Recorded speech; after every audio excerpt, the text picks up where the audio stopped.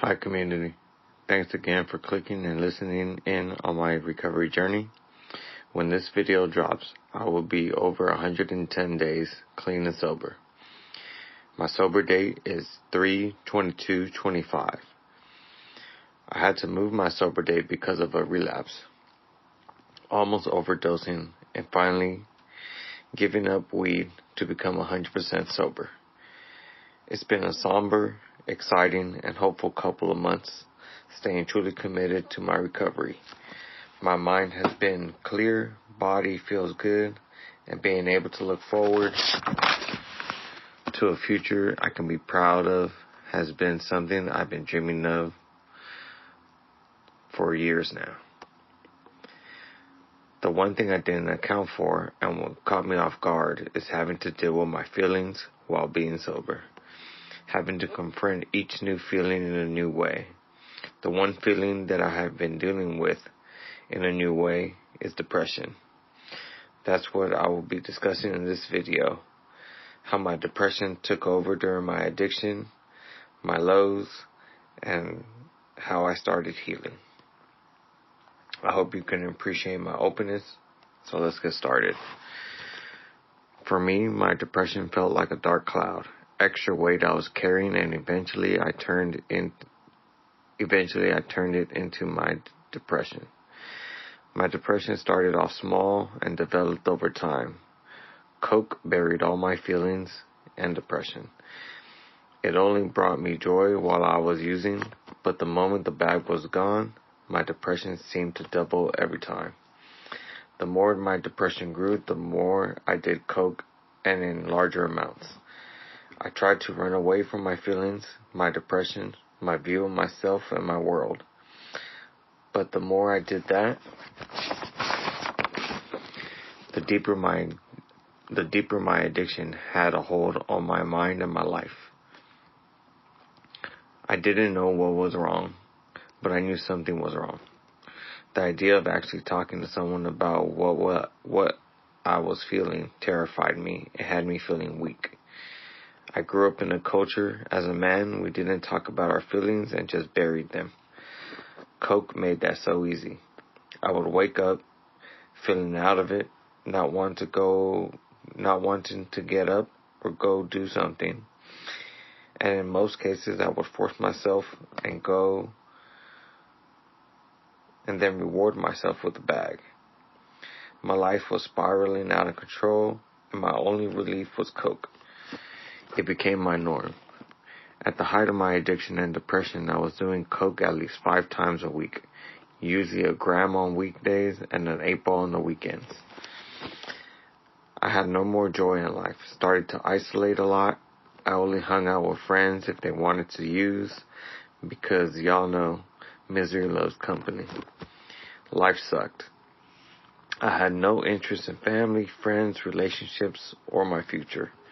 All I wanted to do is bury how I felt with Coke. Eventually, the part of my mind where my depression was festering started to feed me lies that I believed were true. Started to believe I wasn't a good person, that no one really cared about me, and that I wasn't going to get any better. I hated looking at myself in the mirror. I would avoid mirrors so I didn't see the person I was. My depression killed my drive, ambition, and hope. Coke would offer me monetary relief from my thoughts of myself, but then amplified once the bag was gone. This was a vicious cycle. When it came to relationships or attempting to build one, my depression would tell me, why would somebody want you? You're an addict. And I believed it for years. In some ways, it was right. A relationship was the last thing I needed. I knew this because I had a few attempts at a relationship, but I wasn't all in. I was still pretending to be happy, still doing Coke, finding ways to ruin relationships to show depression it was right. Self-sabotage. I became a shell of myself. I made the place I lived at like my personal prison, and oddly, my safe place. I always kept the lights off, My goal was to just make it to the next day and get my next bag. Depression took over my life, killed all my hopes, almost costing me my job, made me feel at times I just didn't want to live this life anymore. I just didn't know what to do. Until the day I almost got fired, I finally told my boss I had a drug problem and needed help. Seeing his face and seeing compassion, I honestly started to cry. Hearing him say, "You're going to be okay," and giving me a hug. I hadn't felt that someone cared about my well-being in a long time. To be honest, I'm tearing up as I write this, reliving this moment. For a moment, my depression went away, feeling hope of a new future, and knowing I wanted to do was to be clean. It felt amazing. I knew it was going to be an uphill battle, but at the moment, I felt better. Rehab, I'll go more into depth in another video, became my battleground. Rehab isn't a place to try to get clean, but it was a place I got the tools to try to rewire my mind and change the way I looked at myself. I had to face my depression every day. I had to understand what is depression, and the feeling that came along with it. It was hard to talk to openly to complete strangers about personal trauma, confront my fears, and me being open to the techniques that the counselors taught me to deal with my depression.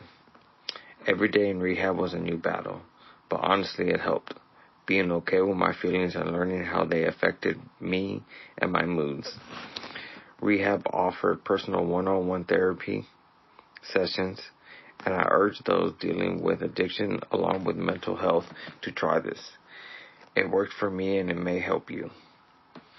I was able to go through rehab through my union. If rehab is outside of your financial limits, then try AA or NA meetings if you're struggling with addiction. I attend some meetings and they work. The feeling of community and knowing that there is people going through what you're going through and people with years of sobriety time that can definitely provide you with advice. Depression doesn't define you or make you weak. We need to understand our depression and what is the root cause of why we carry that weight. Once we start to process, we can begin to heal. It won't be easy or fast, but it's worth the battle. We deserve a life worth living. We deserve happiness and deserve to be able to look ourselves and be proud of the person we see.